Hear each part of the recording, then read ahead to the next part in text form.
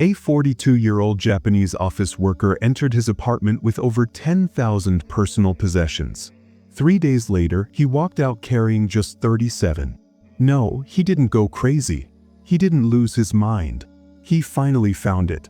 In just 3 days, something changed so deeply that his anxiety faded away. His debt stopped controlling him. His constant tiredness disappeared. Even his depression loosened its grip. And here's the wild part. It had nothing to do with throwing things in the trash. What happened inside that apartment wasn't cleaning. It wasn't organizing. It wasn't decluttering. It was a full reset of how his brain worked.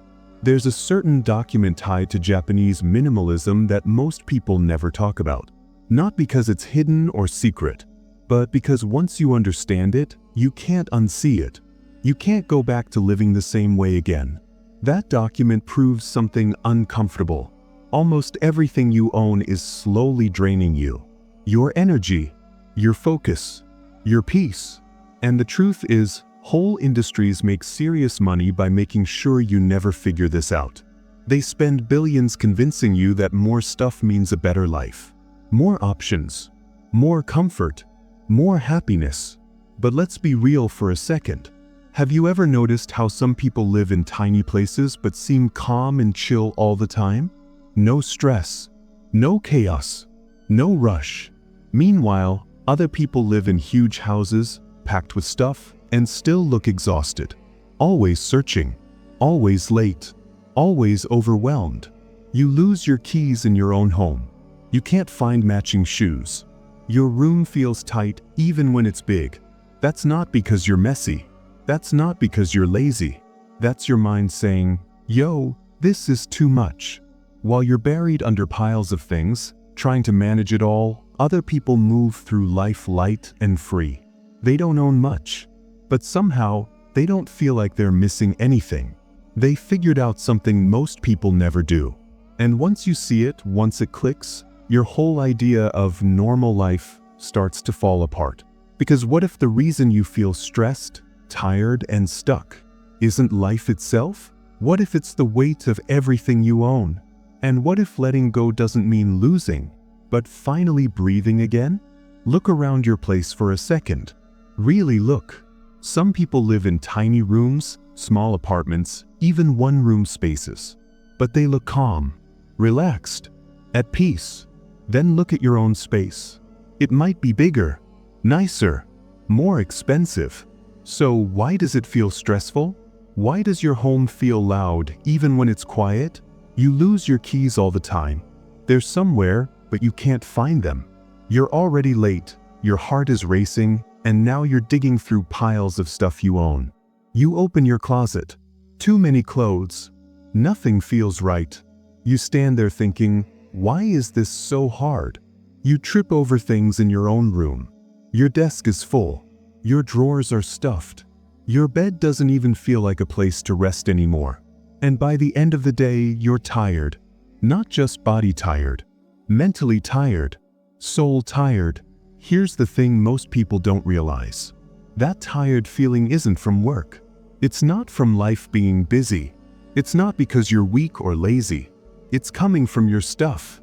Every single thing you own is asking something from you. Look at me. Decide about me. Clean me. Fix me. Store me. Think about me. One thing isn't a problem. But hundreds, thousands, that's heavy. You feel it when you can't relax in your own bedroom. You feel it when your mind won't shut up at night.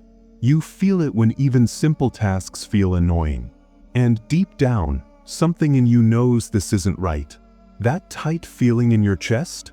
That annoyed sigh when you see more clutter? That quiet thought saying, I just want things to be simple? That's not you being dramatic. That's your inner self asking for kanso. Kanso is a Japanese idea. It means simplicity, but not the kind you see on Instagram. Not white walls and cool furniture.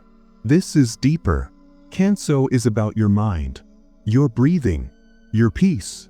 It's about removing what's weighing you down even when you don't notice the weight anymore. You think you're living normal life, but you're carrying way more than humans were ever meant to carry. And the craziest part? You've been doing it so long that it feels normal. But it's not. And once you start to see that, you can't stop seeing it. Because your stress isn't random. Your exhaustion isn't a mystery. It's a message. And it's been trying to get your attention this whole time. Before I show you how all this works, there's something you need to know. Hundreds of years ago, a 16th century Zen monk named Riku figured something out. Way back in the 1500s, he noticed a truth about life that hits even harder today. Here's the wild part. It wasn't about having more stuff. It was about having less. Less stuff. Less clutter. Less mental weight. Less distraction.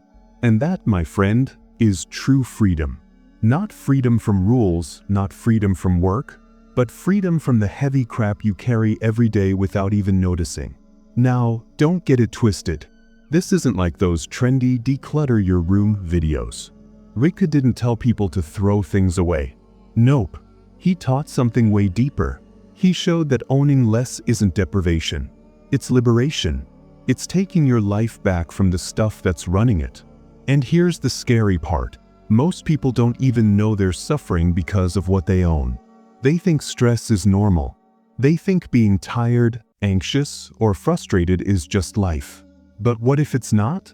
What if everything you've been hoarding, buying, and keeping is actually the reason you feel miserable? The things you own aren't helping. They're holding you hostage. Yeah, it's a terrifying thought, because it means you've been trapped by your own choices without realizing it. And that's exactly what the world wants. More stuff, more distraction, more chaos. Here's a quick reality check. Ask yourself right now, is all this stuff really making you happy, or is it just keeping you from feeling what's really going on inside? Think about that while I tell you the story of a man whose life flipped completely in 3 days. Because once you see how it happened, you'll start to notice the same chains in your own life. But before we dive in, here's a quick reminder. Hit that subscribe button, like this video, and drop a comment about how much stuff you own. It's not just a plug.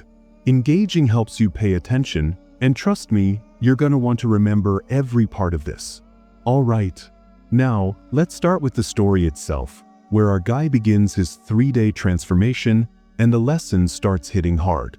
Takashi, a 42-year-old Japanese guy working in marketing, stood in the middle of his Tokyo apartment. Everywhere he looked, there were piles of stuff. Clothes, gadgets, books, boxes he hadn't even opened in years. He had 10,000 things, and for 3 days straight, he had been obsessively counting them. In his hands, he held a small box. It wasn't just any box. It was the last box his mother had left him before she died. A box he'd been too scared to open for 3 years. He looked at it, his heart racing. Then he opened it slowly. Inside was a single piece of paper. 7 words written in his mother's handwriting. Simplify your life before life simplifies you. Takashi felt a jolt. These 7 words hit him like a truck, because he had been living the exact opposite of that advice. On the outside, he looked successful. Good salary, fancy apartment, nice clothes. Everyone thought he had it all together. But on the inside, he was completely miserable. He owned everything society said would make him happy. Designer clothes, 67 pieces he never even wore. Tech gadgets, 4 laptops, 3 tablets, 5 cameras gathering dust. Books, 312 unread. Kitchen stuff he never cooked with. Furniture for guests who never showed up. Every day felt heavy. His morning routine? 45 minutes just to pick what to wear. His evenings? Scrolling shopping apps, adding more stuff to the chaos. Weekends? Organizing all the junk that kept piling up. This box, this simple note, was like a mirror. It showed him the truth he'd been dodging for years. Takashi realized something big. The life he'd built, the success he chased, the possessions he hoarded, they weren't helping. They were weighing him down, controlling him without him even noticing. And just like that, the seeds of change were planted. The shock of seeing the note made him question everything he thought he knew about life. From this moment, everything he believed about happiness, stuff, and success would start to crumble. The awakening had begun. Takashi's apartment wasn't just messy, it was full-on chaos. Clothes were stacked everywhere. Tech gadgets scattered across every surface. Books piled up like towers he could never climb. Every single day, he had to deal with all that stuff. Deciding what to wear wasn't simple. It was a major headache. He had 67 pieces of clothing, and picking one made him feel like he was solving a math problem. Even his evening routine was a trap. Scrolling through shopping apps, adding more junk to his already crowded life. Trying to organize it? Forget it. It just kept piling up like a snowball rolling downhill. Then came the breaking point. 3 weeks before opening his mother's box, he went to a department store to buy a simple black t-shirt. Nothing fancy, just black. But there it was, 127 options. Black t-shirts everywhere. Different fabrics, different fits, different brands. His brain shut down. He couldn't move, couldn't decide, couldn't even breathe. He sat down right there on the floor, tears running down his face. Security had to help him. The doctor later gave it a name: acute decision fatigue leading to analysis paralysis. Translation: Takashi's life had become so complicated that his brain couldn't handle it anymore. Every choice he made, every little decision, was draining him. Even simple things felt impossible. And it wasn't just being messy. It wasn't laziness. It wasn't a failure. It was the weight of all those possessions, the constant pressure of options, the mental load piling up. Every object he owned was stealing a tiny piece of his brain. That panic attack wasn't random. It was a warning sign. His life had gotten out of control, and his mind was screaming, "Stop! Too much!" This moment hit him hard. It was clear something had to change, and he needed to find a new way to live before the chaos crushed him completely. That night, Takashi called his aunt. He needed answers. "What did Mom mean by Kanso?" he asked, his voice shaking. His aunt's answer blew his mind. "She didn't want you to throw stuff away, Takashi," she said. "She wanted you to understand why you even need them in the first place." Boom! That hit hard. Kanso isn't about having less stuff. It's about needing less. Not less for looks. Not less for Instagram. Less for your mind, your brain, your peace. Takashi spent the rest of the night digging into this idea.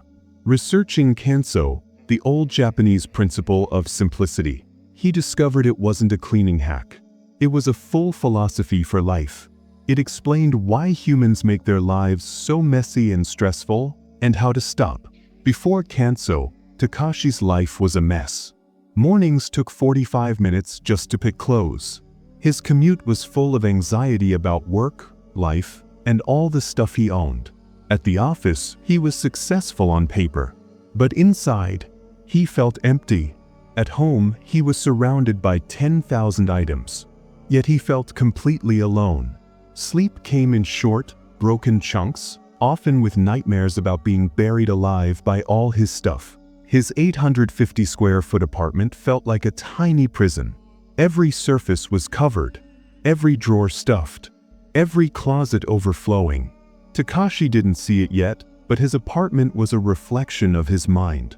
All the clutter wasn't random, it was chaos made visible. Kanso showed him something amazing.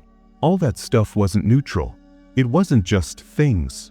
It was actively draining his energy, his focus, and his happiness. Every extra shirt he owned, a daily decision he didn't want.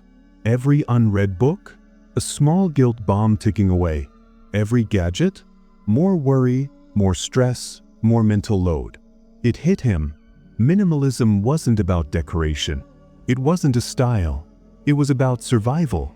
And that's when Takashi knew. He had to see his apartment differently. He had to understand what every single thing in it was doing to him. Not just physically, but mentally, emotionally, and even spiritually.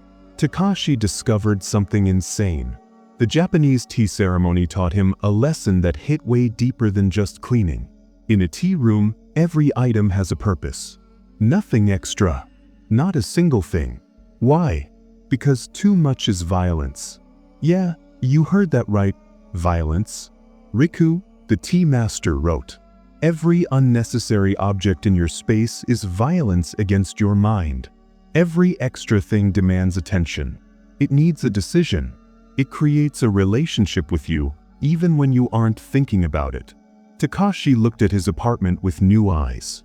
67 shirts meant 67 daily micro-decisions. 312 unread books meant 312 small guilt trips. 4 laptops meant 4 little daily maintenance headaches. And hundreds of just-in-case things, constant, low-level stress. His 10,000 items weren't possessions. They were like 10,000 open browser tabs in his brain. No wonder he felt overwhelmed. No wonder he panicked in the store. And science backed it up. A Stanford neuroscientist explained that every object we don't actively use takes up mental space. Our brain tracks, categorizes, and decides about them, even when we're not thinking. People in crowded environments showed 40% lower mental performance and 70% higher stress hormones compared to people in simple spaces. That's not just messy, it's literally making you dumber and more anxious. Takashi finally got it. Minimalism wasn't about looking nice. It wasn't about Instagram or fancy shelves. It was about protecting your mind. Every extra thing was a tiny attack on his consciousness. That night, he tried the first exercise Riku suggested. He sat in the middle of his apartment, closed his eyes, imagined the space completely empty. Then he mentally added back only what actually mattered. Everything else? Violence. Every single thing. He started at 11 p.m. He didn't finish until 4 a.m. And the results? Mind-blowing. Of 10,000 possessions, only 127 survived. Everything else wasn't just stuff. It was a past identity he clung to, future fantasies he would never live, fear insurance, emotional meds bought in the form of objects.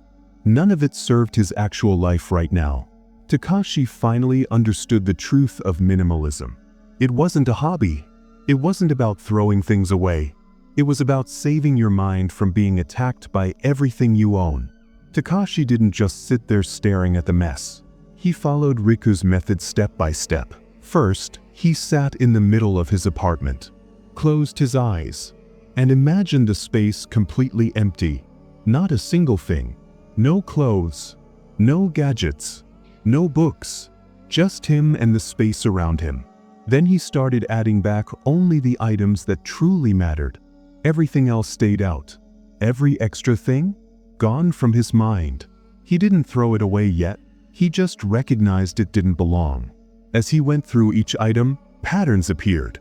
Some items were future fantasy things, stuff he thought he would use when he became someone else. Some were past identity anchors, reminders of who he used to be. Some were what-if objects, just in case he might need them.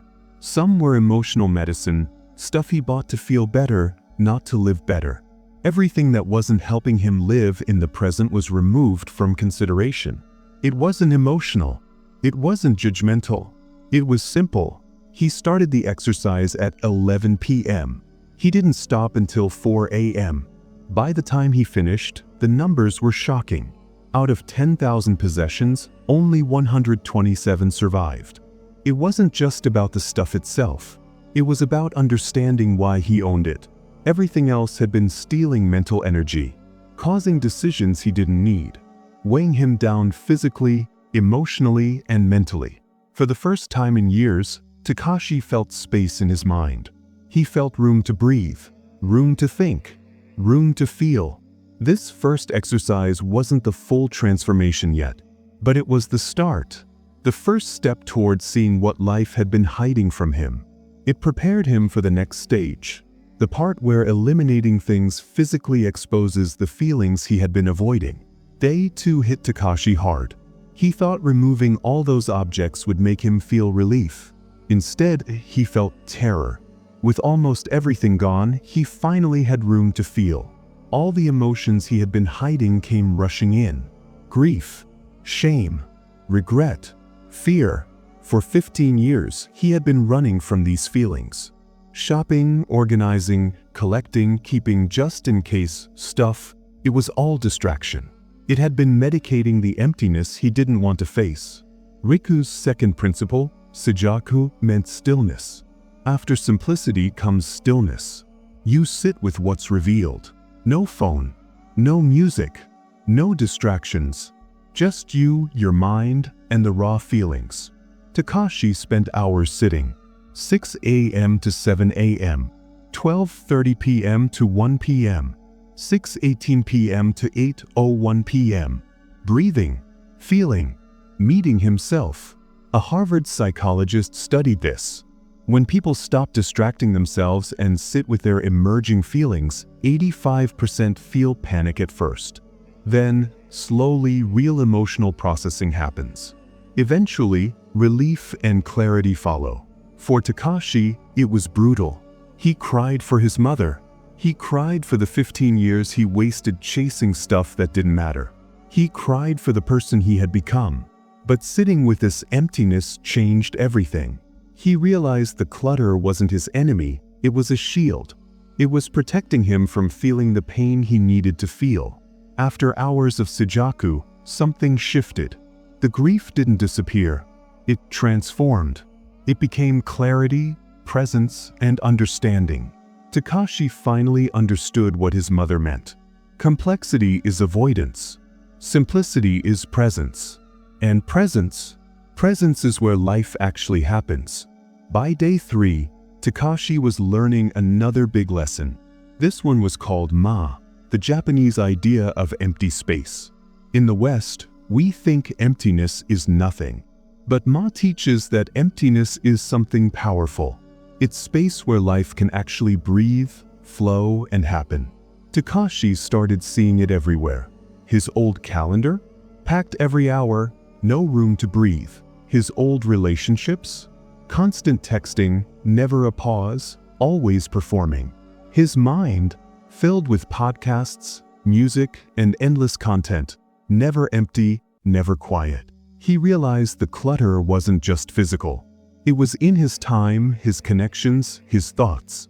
So Takashi tried a Ma exercise.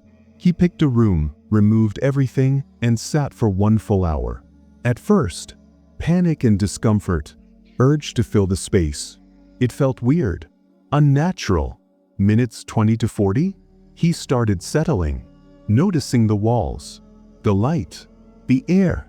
Minutes 40 to 60, peace, complete calm. For the first time in years, he could just exist. Then he returned only the objects that truly enhanced the space. The bedroom looked nothing like before. From cluttered chaos, he went to just 12 items. A futon for sleep, a small table for tea, 1 lamp, 3 books he actually read, 7 pieces of clothing he actually wore. Everything else? Removed, sold, donated, or set aside. The effect was immediate. Sleeping better, thinking clearer, feeling lighter. Even Princeton research backs this up. Rooms with fewer than 15 objects help people sleep better, reduce morning anxiety, and restore mental energy. Takashi realized Ma wasn't just a trick. It wasn't decoration. It was a way to give life space to grow. By creating emptiness, he found breathing room in everything. In his day, his mind, and his heart. By the afternoon of day 3, Takashi was starting to see something even deeper. All the things he had been keeping weren't just clutter, they were props for a person he wasn't. Fancy suits he never felt comfortable in. Business books he never read. Expensive gadgets he thought he should own. All of it built for a fantasy version of himself, the one he imagined being to impress others. His aunt introduced him to Shirzen, which means living naturally without pretense. Keep only what fits your real life, Takashi, she said. Not the life you imagine having. Not the person you pretend to be. Takashi realized most of his possessions were performance tools. They weren't helping him live, they were helping him perform for the world. So he did the identity exercise. Step 1. Ask himself, who am I really? Step 2. Ask, what brings me peace when nobody is watching? Answers came slowly. Writing quietly. making tea in silence, helping others without anyone noticing, enjoying simple things. Step 3. Match possessions to the actual self. Only the objects that supported who he really was could stay. The rest, gone. Takashi discovered that living for fantasy meant buying, hoarding, and stressing. Living for his actual self meant simplicity, clarity, and presence. This step wasn't easy. It forced him to be honest, to admit he had wasted years chasing a version of life that wasn't his. But it was freeing. For the first time, his choices reflected who he truly was, not who society, or even he, thought he should be. Shirzen completed the mental part of the journey. Next, it was time for the final physical shift. Every object left in his life would now serve the real Takashi, not the fantasy. After completing all the mental work, Takashi finally tackled the physical stuff. He was ready to see what really mattered. Of the 10,000 things he had, only 37 remained. Clothing, 7 pieces, 3 comfy shirts, 2 pairs of pants, 1 warm jacket, 1 pair of shoes he actually wore. Living items, 15 things. A futon for sleeping, a small table for tea, a cushion, tea set and pot with cup, 3 bowls and 3 plates, chopsticks, a lamp, a notebook and pen. Technology, 3 items. Laptop for work, phone for communication, a simple watch gifted by his mother. Personal items, 12 meaningful pieces. 5 books he was actually reading. Mother's letter, tea ceremony tools. 4 items that held genuine sentimental value. Every object left wasn't random. Every piece had a purpose. Every item connected him to his real life, his peace, or the memory of his mother. From 10,000 down to 37, Takashi felt light, free, and present. No distractions, no guilt triggers, no fantasy self-props. This wasn't about being extreme. It was about living honestly and intentionally. Everything in his space now served his life, not the other way around. The apartment that once felt like a prison now felt like a mansion. Every object had meaning. Every empty space was breathing room.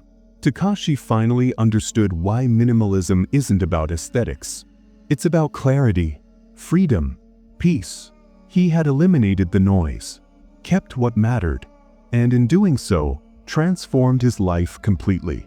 6 months passed, and Takashi's life had changed completely. He quit his corporate marketing job, started teaching Japanese minimalism to others drowning in stuff. His income dropped to 60% of before, but his happiness skyrocketed. Work hours went from 65 a week to just 25. His small apartment felt huge and peaceful. Cleaning time dropped from 6 hours a week to 15 minutes. Money saved went up. Monthly expenses dropped from 380,000 yen to 120,000 yen. Savings rate jumped from 15% to 60%. His health improved too. Sleep came naturally, 8 full hours, without medication. Anxiety went down 95%. Decision fatigue? Gone. Then his father visited, walked into the apartment, looked around at the 37 items, and started crying. "Your mother would be so proud," he said. Takashi understood. This wasn't about fancy possessions or success. It was about presence, clarity, and honoring family memory. He performed a tea ceremony for his father, using his mother's tea set, the one item that kept her close. In the empty space, the quiet moments, the simplicity, he felt connected. All the principles, Kanso, Sija, Ma, Shirzen, worked together. Every object served a purpose.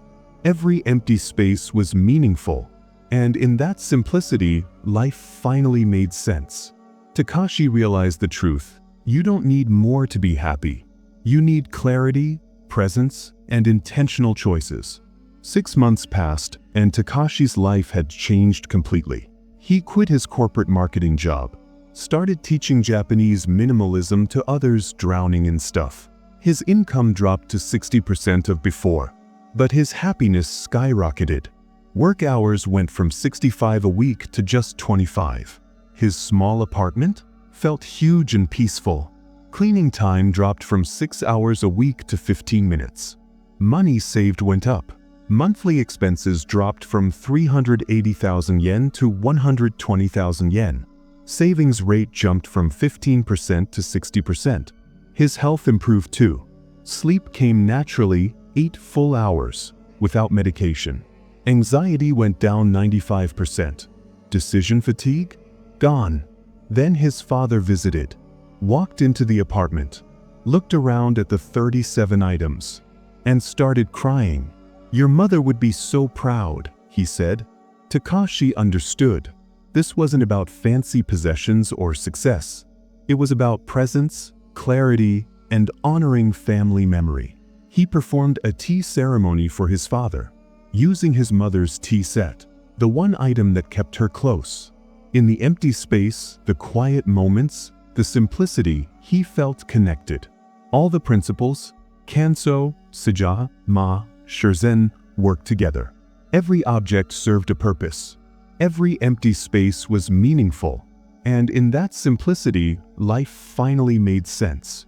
Takashi realized the truth. You don't need more to be happy. You need clarity, presence, and intentional choices. Here's the hard truth Takashi discovered. We don't collect stuff because we love it. We collect it to avoid ourselves. Every object hides an emotion we don't want to feel. Shopping medicates emptiness. Organizing controls chaos. Collecting fills the void. Keeping just in case manages fear. Status items earns validation. Western culture knows this. Companies discovered a formula: keep people avoiding themselves and they'll buy forever. Products promise to fix emptiness, but really they deepen it. Takashi did the math. 10,000 possessions cost him $4.5 million over 15 years. 6 hours a week maintaining them equals 4,680 hours spent serving objects. His 850-foot apartment at 3,000 yen per square foot? Another 2,550,000 yen per year for storage. Add anxiety, decision fatigue, lost connection to his mother, unclear life purpose.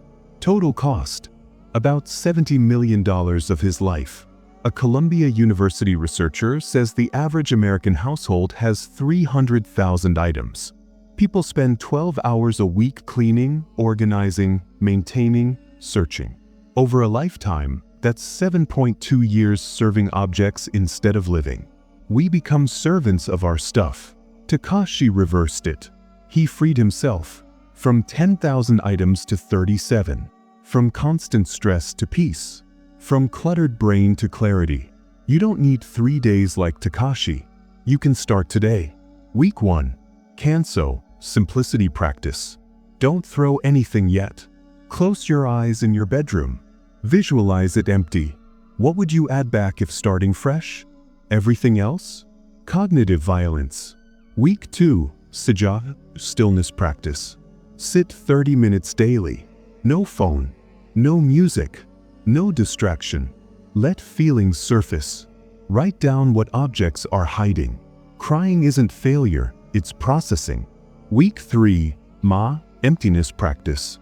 Pick a surface, desk, table, counter. Remove everything. Leave it empty for a week. Notice the peace. Return only what genuinely serves function. Week 4. Shurzen, naturalness practice. List possessions of fantasy self versus actual self. Release fantasy items. Keep only what matches your real self. Or try the 90-day minimalist challenge. Reduce 1% daily. By day 90, you'll own about 3% of what you started with. The 3% that actually matters. Timeline of transformation. Week 2. First glimpse of stillness beneath chaos. Week 4. Decision fatigue decreases. Week 8. Anxiety fades. Week 12. Life clarity emerges. Month 6. You forget why you ever needed so much. Your parents, children, friends, they don't need your stuff. They need you. Every object steals presence from life. Takashi's mother left him 7 words. Simplify your life before life simplifies you. Death will take everything, but you can choose simplification before it forces you. Ask yourself, how many possessions serve your actual life, not the life you perform? Answer honestly. What are they protecting you from feeling? Sit with it. Let the object go. Watch your life simplify. The transformation begins now.